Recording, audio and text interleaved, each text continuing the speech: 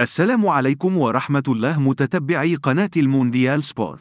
أفلاي لم يكتفي بتمثيل هولندا، بل أصبح يحاول إقناع مزدوجي الجنسية بعدم تمثيل المغرب. علمت قناة المونديال سبورت من مصدر مطلع أن الدولي الهولندي السابق إبراهيم أفلاي المنحدر من أصول مغربية يحاول عرقلة عمل الجامعة الملكية المغربية لكرة القدم والعمل على خطف المواهب المغربية مزدوجي الجنسية وإقناع من أداروا ظهرهم لمنتخب الطواحين في الفترة الأخيرة، مقررين الالتحاق بالفئات العمرية للمنتخبات الوطنية. وحسب نفس المصدر، فإن الهدف من تعيين الاتحاد الهولندي لكرة القدم لكل من إبراهيم أفلاي والدولي المغربي السابق إسماعيل العساتي ضمن الطاقم التقني لمنتخب هولندا هو عرقلة عمل الجامعة الملكية للكرة القدم التي تعمل على استقطاب المواهب الكروية من أصول مغربية. إذا أعجبك الفيديو اشترك معنا حتى يصلك كل جديد.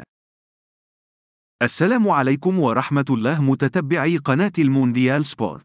أفلاي لم يكتفي بتمثيل هولندا، بل أصبح يحاول إقناع مزدوجي الجنسية بعدم تمثيل المغرب. علمت قناة المونديال سبورت من مصدر مطلع أن الدولي الهولندي السابق إبراهيم أفلاي المنحدر من أصول مغربية يحاول عرقلة عمل الجامعة الملكية المغربية لكرة القدم والعمل على خطف المواهب المغربية مزدوجي الجنسية وإقناع من أداروا ظهرهم لمنتخب الطواحين في الفترة الأخيرة، مقررين الالتحاق بالفئات العمرية للمنتخبات الوطنية.